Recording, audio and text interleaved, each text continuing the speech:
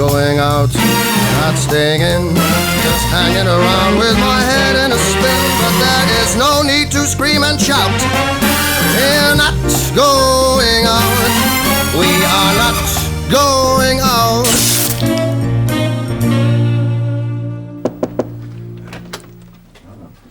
Is Lucy in? She's at school. It's night school. Does she wear a uniform? She does now.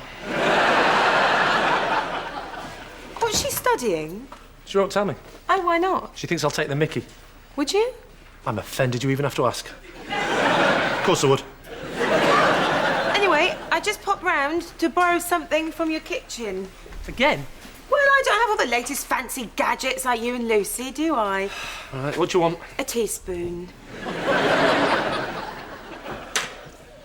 Oh, and an egg as well, please. Is this for some sort of athletics event? It's for a recipe. You know how it is, I got halfway through before I realised I needed an egg. What exactly is this recipe? Do you need an egg cup as well? Yeah. Oh, here she is, educating Rita. I think it's great, Lucy, that you're going back to school in the evenings. In my day, that was called detention. I'm amazed you went to school at all, eh? I thought you spent most days out on the moors with your kestrel. It was tenant super strength, actually. Come on, just tell me, what are you studying? OK, I've got nothing to be embarrassed about. I have been doing a training course in counselling. Happy? I think you need to work on your technique. You see, this is why I didn't tell you about it. If only you could get qualifications in sarcasm, Ailey. You can. Mock GCSEs. I knew you'd be uncomfortable with this. I'm fine with it. Just don't start analysing me. If you want to study the unconscious mind, use Daisy. I don't mind. I had to go and see a counsellor very recently, actually. Oh. Do you mind me asking what kind? What do you mean? Well, was it a family counsellor or a grief counsellor? Liberal Democrat, I think. Oh, I thought you meant one that worked in mental health. Well, he did end up telling me I was insane. I still don't see why you can't recycle a dead cat. Well, I'm doing the psychotherapy type of counselling. It's only a night class. I haven't turned into some kind of head shrinker. If you ever want to deny that you're an nymphomaniac, promise you'll speak to me first. Be careful with that, I've just bought it. It's an antique phrenology head. Years ago, psychologists thought you could tell someone's personality from reading their skull. I think that's right. You can tell a lot about someone's personality if they write all over their skull.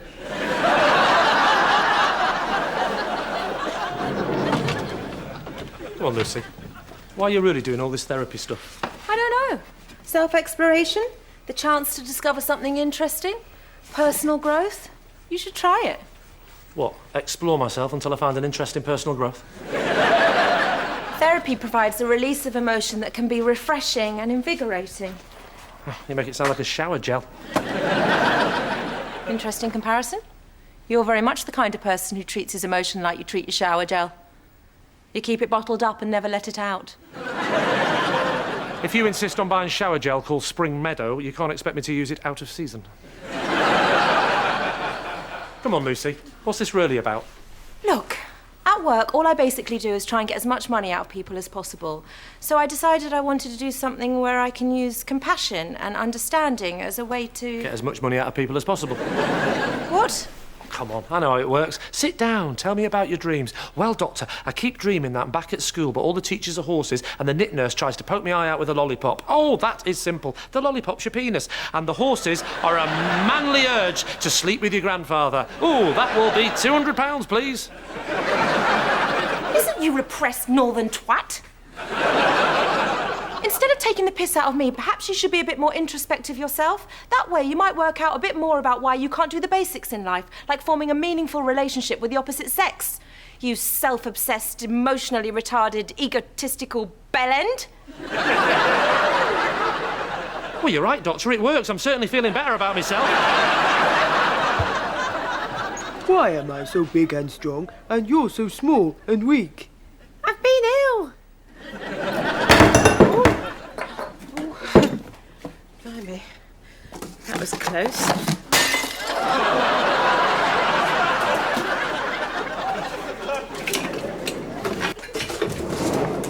Did you hear that?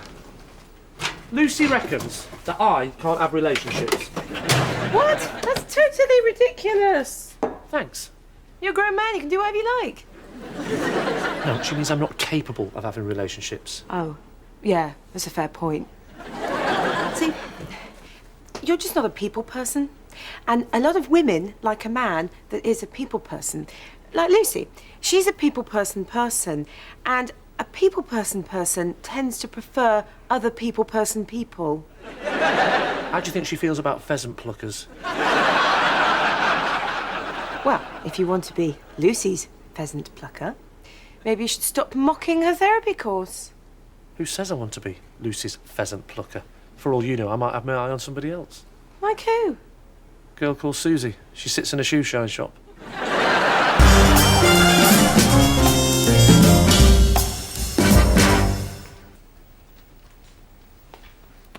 What you reading? The Interpretation of Dreams. Oh, yeah. Sigmund Freud.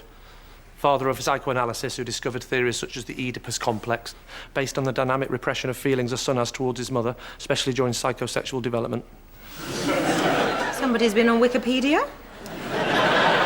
Well, you know what it's like. You type in MILF and one page leads to another. Do you want me to test you? You do that most days. I said test, not arouse. Come on. I'll pretend I've got a psychological condition and you've got to guess what it is. So, for example, if I said, help, I'm scared to go out, that would be arachnophobia. No, it wouldn't. Yes, it would. I'm scared of going out with spiders. OK, we'll start with an easy one. Oh, I haven't slept for weeks. Insomnia. No. What then? Insomnia. I just said insomnia. Yeah, but I'm also in denial. Right, here's your next one. Help, I'm scared to go out. You've already done that one. Amnesia. I keep falling asleep at the wheel. Narcolepsy. Alcoholism. Right, go on, it's your turn. Can you please sod off? Extremely mild Tourette syndrome. Seriously, I've got loads of coursework to do.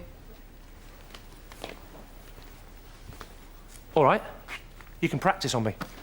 What? I'll be your patient, you can analyse me. Lee, I've had a few lessons and read half a textbook. Well, perhaps you should dive in at the deep end. If you're the metaphorical swimming pool, trust me, you're not the deep end. Yeah, and I'm not the shallow end either. I know, I was thinking more that footbath thing they have to stop verrucas. Come on, you're the one that said I'm having problems forming relationships. Help me out.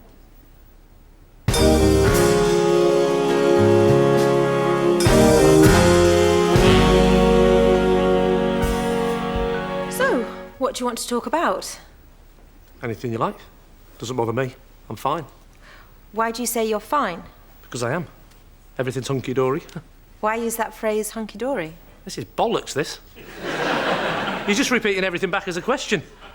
Next time I want help, I might just shout my problems into a big cave.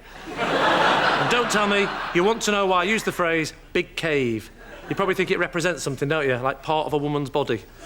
That's why I fear relationships. I'm scared of the vagina. Yeah? I probably dreamt as a kid that it had teeth and that if you went anywhere, please stop me. Lee, I'm a beginner. Help me out a bit here. OK, I'm here because my landlady thinks I have a problem forming close personal relationships. And why do you think you have a problem forming close personal relationships? I don't. It's just what my landlady thinks. Is this the same landlady who thinks you never clean the kitchen sink and are always weighing on the bathroom floor? Yep, that's the heartless bitch. And is she right about those things? Yes, but I've got a solution that's going to kill two birds with one stone. I'm going to start weeing in the kitchen sink. Well, if she's right about those things, maybe she's right about you not being able to form close personal relationships. OK. How about sex? Should we finish the session first? Perhaps you should tell me about your earliest sexual experience. Oh, you are loving this, aren't you? And what does she say? I'm guessing no. Come on, Lee, I'm only saying this because I think it might be relevant. So I'll ask you again. Tell me about your earliest sexual experience. Well, before I got up this morning, I had Not a quick... today. I mean your earliest ever sexual experience. I remember when I was very young finding my mum and dad having sex in my bed. What did you do? Turned over and tried to go back to sleep. What are you writing down? I think you're deflecting my questions with humour. Maybe you joke around because you crave the attention. Is that right? Yeah. Did you get much affection as a child? Hugs, kisses, that sort of thing? I didn't like getting kisses off my dad. The moustache used to tickle. And what about your mum? Same problem. Your mother didn't have a moustache, Lee. No, my moustache used to tickle her. Fair enough, I was getting a bit old for breastfeeding anyway. Was she a good mother? She was fine. After my dad left, she had to work to support us. That kind of thing was frowned upon in them days. Being a single mum? No, heroin smuggling. It was the sniffer dogs that caught her. It's her own fault. She shouldn't have been trying to smuggle sausages at the same time. Well, that was all very interesting. When we were talking just then, you did the same thing several times. Sorry about that. I thought the cushions had muffled it. You mentioned your father. Yeah, because you asked about him. No, I asked you about your mother. You're the one who kept bringing your dad into it. Well, that's my dad for you. Always popping up when he's not wanted. Like an erection at a funeral. Don't write that down. I think there's a very strong possibility that you won't get involved in a relationship because you're worried that you're like your dad. How am I like my dad? No, you tell me how you're different. My dad is a selfish, work-shy con artist who will not accept responsibility for his own mistakes. You're still waiting, aren't you? Look, anyway, this is all nonsense, because my dad did form a close personal relationship and got married and had a kid. And abandon them both. Deep down, you're worried you'll do the same thing, so you avoid forming attachments, meaning you'll probably remain single and childless for the rest of your life. Thanks, Russell Grant, and what have you got for Sagittarius? So go on, then. What's the cure? I've only done a few lessons. We haven't done cures yet. You have got to be kidding me. You spent the last few minutes ripping apart the fragments of my brain that tell me there's nothing to put it back together again. Use Pritt stick, it worked last time. Oh, for God's sake, Lee. What? You've been messing with my head. Well, that's rich coming from you. Why didn't you just tell me you broke this instead of hiding it? I didn't hide it, and I didn't break it. You see, this is another trait you get off your dad. Lying. I'm not lying. Then how did it happen? I don't know, Lucy. Perhaps it was suicide. He was going to stick his head in the oven, then after 5 minutes of counselling with you, he decided to speed things up in the microwave. Look, if you don't want to end up like your dad, you need to understand him a bit better. You need to talk to him and find out the reasons why he made the mistakes he did. By the way, I don't mind comments about me being childish or even bad in bed, but if you ever compare me again to that 5-foot poisonous leeching dwarf, I will pack my bags and I am out of here. You are like that 5-foot poisonous leeching dwarf. I'll let it go this time.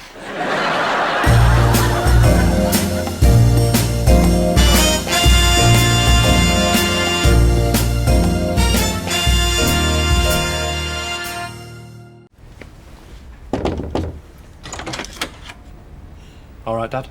What the hell are you doing here? Can I come in or what? It's not convenient. I've got female company in here. Well, can't you pay her for a time and ask her to leave? I'll have you know this woman's very dear to me. Well, you should have haggled.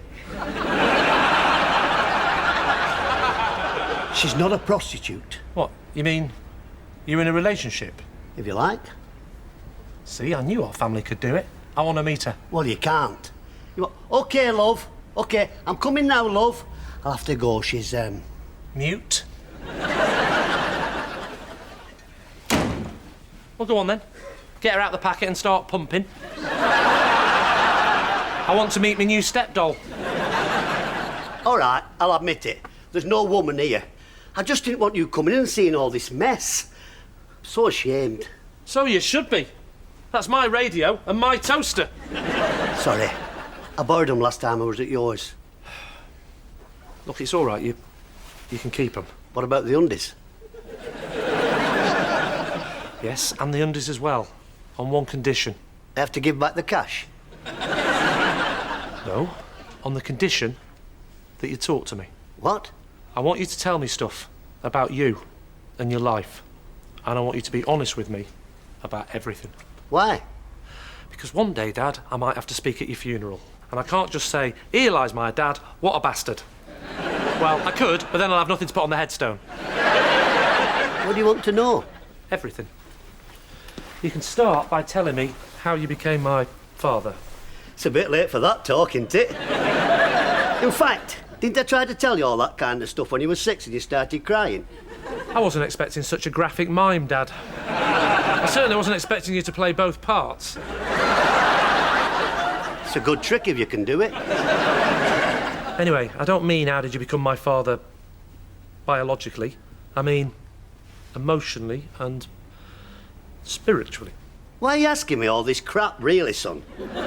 Come on, you said this was an honest chat, so be honest. Lucy reckons I've got problems forming relationships, and she thought that by talking to you... Oh, so that's what all this is about. The oldest trick in the book, coming over all sensitive so you can get your leg over. You don't give a toss about my life. You just want to exploit me for your own sexual gratification. Oh, there's an image I'm not going to be able to get out of my head. I didn't need therapy before, but I do now.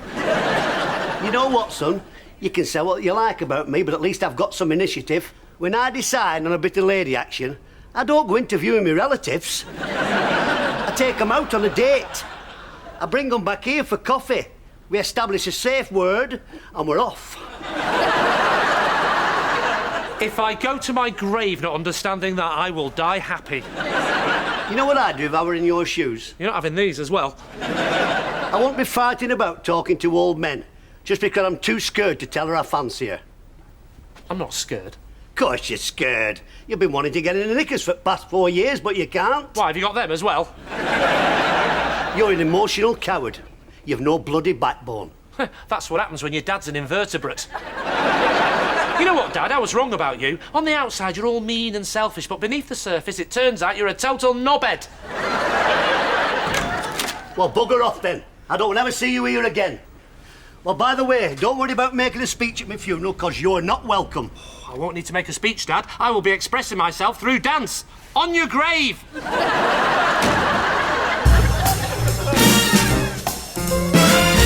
Yeah, I'm thinking about doing one of these evening courses myself. Not for the education as such, more to just, meet like-minded people, have a giggle. Which one are you going to do? Advanced Cantonese for business. Why don't you do the wine tasting course, Daisy? You like a glass of wine? Yeah, but I also like a Chinese. It's the last time I speak to that miserable old get till he comes back and haunts me. What did he do to make you so angry? Oh, just the usual. He opened his mouth and breathed. Did you do what I said? Yes. I even checked his head for writing, but all I could find was 3 6s. Actually, Lee, maybe you should put that down. You don't want to break it. It's too late for that. He's already broken it. You know what, Lucy? Maybe you're right. Maybe I did break it and I'm a compulsive liar like my dad. Well, guess what? There's no way I'm going to get to the bottom of why he is the way he is, because now we're not even talking anymore. Well, don't just give up, Lee. Oh, what's the point? It's genetic. Even my granddad was an evil bastard. We put it down to the trauma he suffered in the war. Combat can do that to people. Oh, we never saw combat. The SS turned him down on the grounds that he wasn't German. I think you should see your dad again, but this time have someone else there present. Good idea. I'll phone my dad. You phone the bloke with a baseball bat. I mean a therapist to act as a mediator. No chance. Don't forget why you started all this in the first place. You can break the cycle. Exactly. You're not a pheasant plucker, you're a pheasant plucker's son, and you're only plucking pheasants till the pheasant plucker comes. Blimey, I can't believe I got through all that without f***ing it up. OK. When are you going to talk to me and my dad? Oh, I'm not doing it. I've done enough damage. Exactly. You should clean up the mess. He's right, Lucy. When you fall off a bike, the best thing you can do is get straight back on the saddle. You're the bike. You mean horse? All right, big Ed. What if I'm damaging the bike? You said you wanted to damage the bike. No, I said I wanted to break the cycle. OK, I'll contact your dad and ask him to come round here tomorrow. Thanks for encouraging Lucy to do the session. If I'm going to make the effort, it's best that she witnesses it. It's all right. I owed you one anyway. Why? For taking the blame about the broken head. Sorry, I panicked. I was hoping she'd think moths did it. Are you going to tell her it was me? It depends. On what? On whether or not Britain is suddenly infested with ceramic-eating moths who can break into microwaves. OK, deal.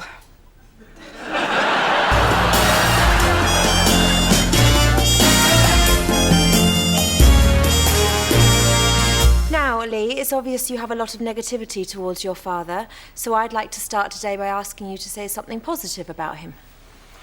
OK, Dad, you are, without doubt, the biggest arsehole I've ever met.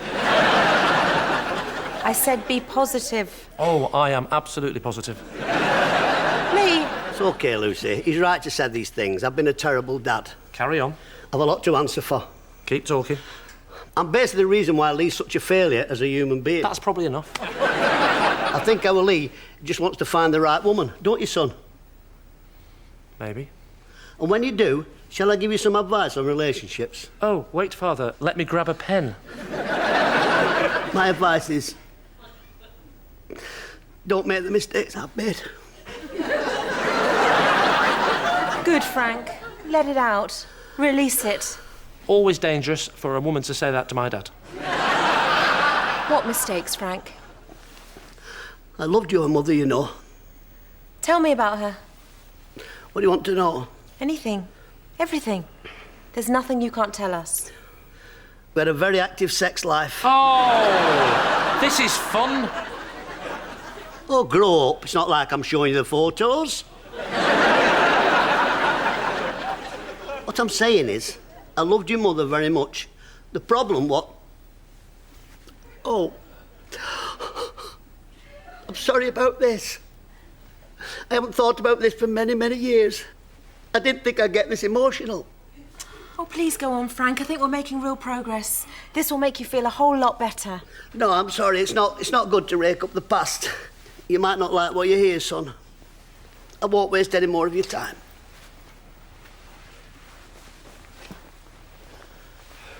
Look, Dad, in the past, I might have given you the impression that I've got no respect for you, that I thought you were a complete waste of oxygen. Yes. Good, just checking I was clear. I'm joking. I want to put that behind us. Just talk to me, honestly. Do you really want to know the truth? Yes. Just tell us, Frank. What happened between you and Lee's mother? As I say, we were very, very happy. But that's when I made my big mistake. You met someone else? Almost. My mum met someone else. Oh, my God, are you not my real dad? No, I am my real dad. Oh, you could have given me a few more seconds. In a way, me and your mum both met someone else. Go on, then. Who did you meet? You. What? You were the mistake, son. I was a mistake. Well, rubber wasn't so reliable back in those days. Particularly for a man of my dimensions. It's not particularly long, but the girth. Can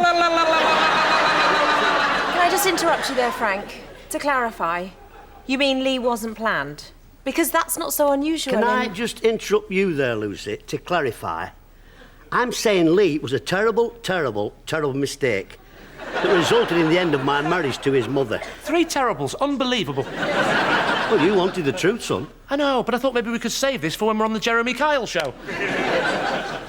Yes, but looking back on it, Frank, all these years later, with the benefit of a lifetime's experience, how do you feel now? That he definitely was a mistake. Things were tough between me and his mother. He wasn't exactly a good sleeper.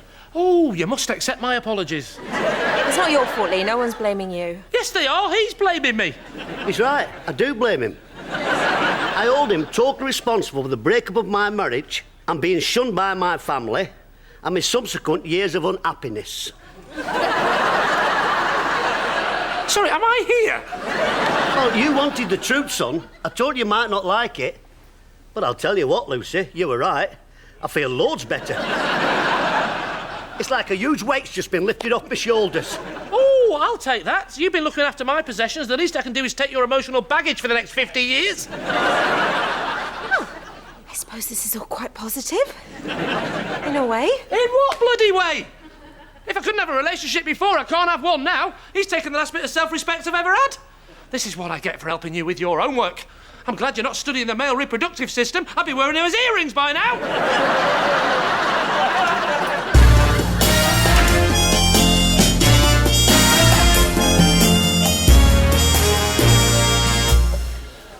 On your own?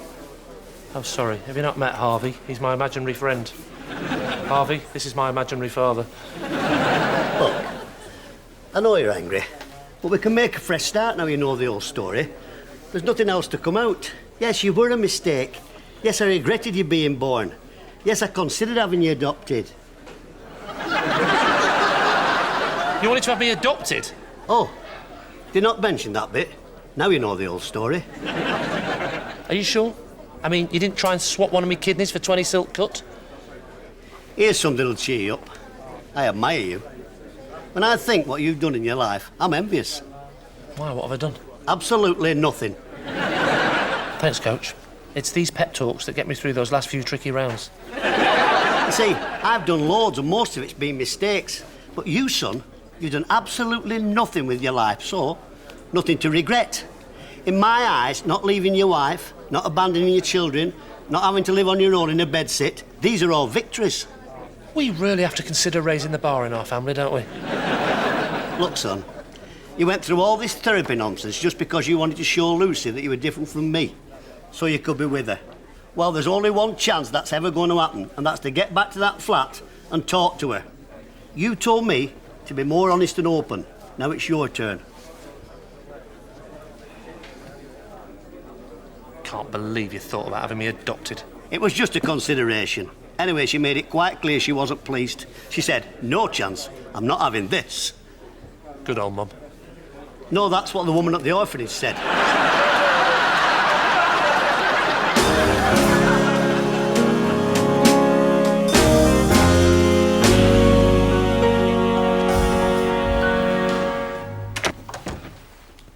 Where have you been? With me dad. What happened? We chatted a bit, sort of made up. He insisted on buying champagne to celebrate. Realised he couldn't afford to pay for it. I called him a cheap bastard.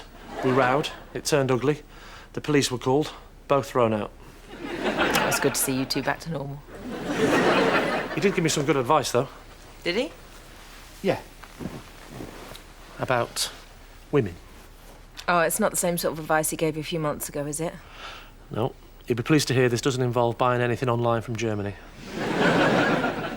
He suggested that if I was more honest and open with people, it might stop me ending up like him. People? All right. You. Go on.